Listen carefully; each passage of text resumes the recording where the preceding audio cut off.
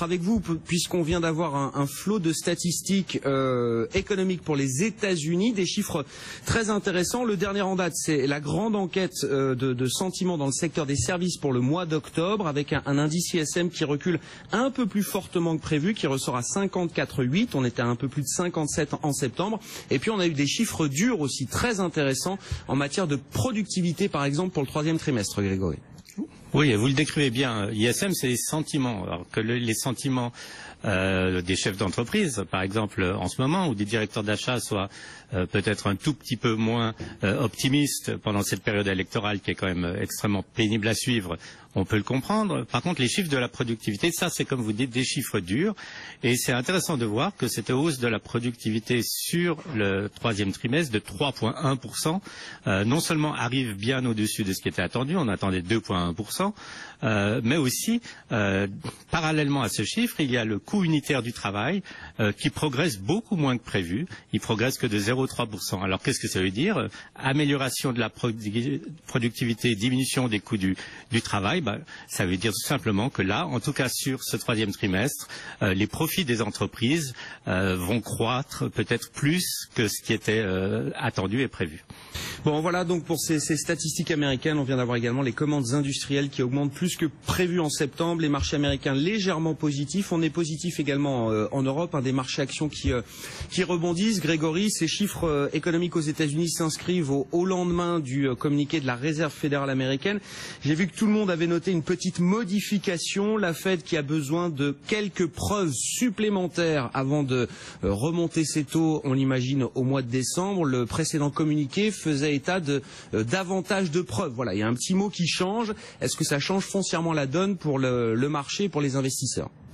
Non, absolument pas. Je pense que la Fed a continué à préparer le terrain pour une hausse au mois de décembre, mais toujours avec cet avertissement que si tout d'un coup des statistiques économiques arrivaient et pouvaient influencer sa décision, la décision n'était pas encore prise, ce qui est tout à fait normal. On ne prend pas une décision un mois en avance. Et quels sont les chiffres qu'il faut vraiment attendre? Mais je dirais quand même le chiffre principal, ça va être tout simplement le chiffre de l'emploi de demain. Ça sera peut-être le chiffre le plus indicatif, mais il ne faut pas oublier surtout que la Fed n'interviendra pas au mois de décembre si, à cause des élections, on est dans une tourmente politique ou avec des marchés qui ont fortement corrigé, et ça on le saura peut-être un peu mieux dans quelques jours. Oui, c'est ça la question, Thierry. Est-ce qu'en tout cas par rapport à ce que nous, utilisateurs, on peut supporter? Oui, il faut rentrer un tout petit peu dans le détail. D'abord, il faut dire que les résultats, aussi bien au niveau des profits que des ventes, sont en hausse d'année à année de plus de 50%, ce qui est absolument remarquable. Ce que dit Facebook, c'est qu'en fait, ils ne veulent pas continuer à augmenter la part de la publicité dans leur wall, dans leur vitrine en gros où tout le monde va, tout simplement parce qu'ils veulent pas que leurs fréquentateurs ou leurs clients commencent à se plaindre. Ce qu'il faut surtout pas oublier, c'est qu'en fait Facebook a beaucoup d'autres parties de son activité dans lesquelles elle peut rajouter, ou ils peuvent rajouter de la publicité. On peut exactement penser par exemple à Instagram, mais il y en a encore beaucoup d'autres. Alors cette extrapolation qui est faite par des investisseurs qui disent oh là là, ça va ralentir, je pense que c'est très mal informé, et deuxièmement, il ne faut pas oublier que de toute façon, un taux de croissance de 50% n'est pas soutenable ni pour Facebook ni pour aucune compagnie au monde. Donc moi, ce que je vois de ces résultats, c'est que ils étaient au-dessus des attentes, ils sont excellents, ils sont impressionnants, et il y a encore des grands axes de développement pour Facebook qui ne sont pas du tout exploités ou monétarisés encore par la compagnie. Alors je dirais les 4 ou 5% de baisse aujourd'hui, c'est anecdotique par rapport à la performance du titre sur ces dernières années. Bon, voilà, puis d'une certaine manière, en tenant ce discours, en expliquant que 50% de croissance chaque année, c'est pas tenable, ça veut dire aussi, j'imagine, qu'ils sont déjà en train de se préparer à trouver des relais de croissance. Entre plus de croissance du tout et 50% de croissance tous les ans, j'imagine qu'il y a un juste milieu qu'ils vont essayer de trouver, Grégory, vous le disiez, avec des relais de croissance. On les a vus partir sur des marketplaces, on les voit partir dans le monde de l'entreprise. Là aussi, j'imagine qu'ils sont en train de travailler dur sur ce genre de développement et d'écosystème. Oui. Oui, et surtout, disons, une chose que Facebook a vraiment bien fait remarquer, c'est qu'ils mettent l'accent sur la publicité vidéo. Et ce qu'il faut savoir, c'est que les vidéos, ça rapporte beaucoup plus d'argent à Facebook que juste une bannière publicitaire. Et en plus, les gens passent beaucoup plus de temps sur une vidéo quand ils la regardent à juste regarder une publicité. Donc, en augmentant tout simplement la part de la vidéo dans leur offre publicitaire et sur leur site, ils vont augmenter aussi leurs revenus publicitaires. Et actuellement, il ne faut pas oublier, Facebook tire ou à 15% des revenus mondiaux sur Internet de la publicité. Qu'est-ce que ça veut dire? Ça veut dire qu'il y a encore de la place. Et en fait, Facebook n'a que 5% des revenus totaux de la publicité au monde. Et comme vous le voyez et on le voit tous les jours, la publicité est vraiment en train de se déplacer de la presse écrite vers l'Internet, on peut dire que ces 5% de la part mondiale de la publicité ne vont faire que croître. Donc non, les beaux jours pour Facebook, je crois il y en a encore beaucoup devant nous.